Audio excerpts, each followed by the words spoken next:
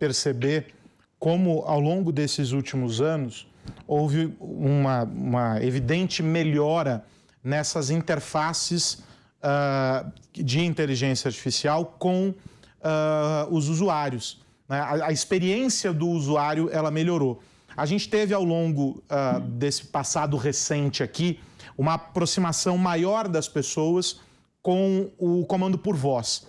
E essa foi já uma grande transformação. A gente conseguiu entender que a possibilidade de dar um comando, ainda que de maneira bastante rudimentar, porque é uma comunicação bem truncada ainda, né? Você tem que acionar com uma palavra-chave, depois você diz ali muito claramente, quase que como falar com uma criança, e essa experiência ela vem sendo melhorada e vem sendo trabalhada. Eu me lembro que conversei com a diretora-geral da Alexa aqui no Brasil, e ela dizia que o grande objetivo deles e que os estudos deles estavam sendo orientados no sentido de fazer com que essa conversa se tornasse cada vez mais natural. E aí a gente corta a cena e chegamos no momento atual em que a gente tem a produção de um texto que, no limite, óbvio, poderia causar confusão sobre a autoria, se foi a máquina ou se foi um indivíduo de fato que o escreveu, o que torna também essa relação mais natural. Ou seja, eu posso olhar e não vou me chocar, porque não vai haver aquela ruptura, aquela coisa dura da interação com uma máquina. Essa experiência ela vem melhorando consideravelmente, mas ainda há uma barreira. Uma máquina é uma máquina.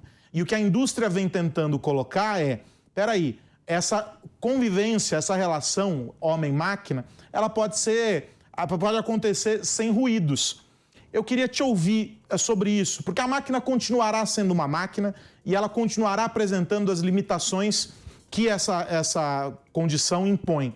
Mas a busca é por uma relação menos ruidosa. Eu vou começar aqui comentando uma coisa. A despeito do sucesso estrondoso do ponto de vista de marketing e de uso da Alexa, a verdade é que os assistentes de voz eles estão muito em baixa atualmente, e a divisão da Alexa ela sofreu aí um downgrade porque ela está dando prejuízo. Então, as coisas às vezes são muito mais enganosas, complexas do que parece. Toda a parte de pesquisa, de P&D da Amazon em cima do produto está sofrendo aí uma redução de escopo, assim como outros concorrentes.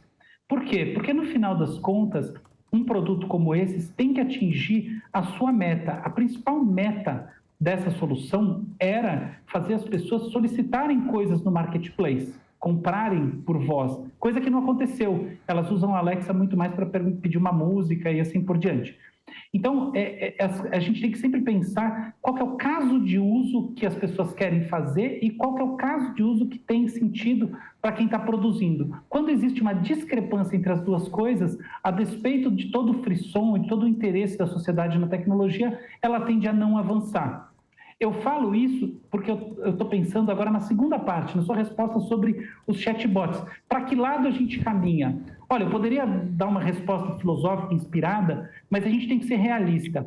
Existe uma diferença muito grande entre usar o Google para fazer uma busca e usar um algoritmo conversacional, um chat GPT ou qualquer outro. E qual que é a principal diferença? O Google oferece links, os links oferecem a oportunidade de anúncios. Então, você tem o mercado ainda não resolveu eficientemente como vai monetizar, exceto por assinatura, uma ferramenta como o chatbot, que, além do que, custa muito mais para ser processada na nuvem. Não custa lembrar que a OpenAI está queimando dinheiro para manter o ChatGPT aberto. E por mais que ela tenha criado uma versão paga, que custa $40 por mês, ela não conseguiu ainda desenvolver um modelo que possa fazer frente aos bilhões de dólares que são produzidos com anúncio. O mais provável é que o caminho que a gente vá é um caminho de fusão entre os links, para poder ter link patrocinado, e o chatbot. O Google está desenvolvendo uma solução chamada Sparrow, na verdade já desenvolveu, publicou um paper, ele está levando ao mercado, não sei, ele está tratando os detalhes finais para levar ao mercado, que tem como diferença, uma das principais diferenças, a possibilidade de gerar os links e aí manter um pouco mais dessa lógica dos links patrocinados e assim por diante. Essa é uma possibilidade. Uma segunda possibilidade é que esses chatbots nunca ou não tão cedo venham de fato a ser a nossa interface primária de contato com a web, simplesmente porque eles não são tão interessantes assim para quem mantém os centros de pesquisa e assim por diante. Então, essa para mim é a dura realidade, tá? É sedutor dizer, nossa, para que lado a gente está indo? A gente está perdendo terreno do ponto de vista, né, da capacidade produtiva da linguagem humana para uma ferramenta como essa, mas existe o outro lado que é não necessariamente essas ferramentas, como a gente está antevendo aqui, que parece que elas, poxa, vão ser disseminadas, a gente vai poder usar isso, elas vão fazer parte da nossa vida, não necessariamente elas vão fazer parte dessa maneira. Às vezes, na hora do vamos ver, o que vai pintar como produto é muito menos livre e, portanto, vai gerar muito menos esses impactos.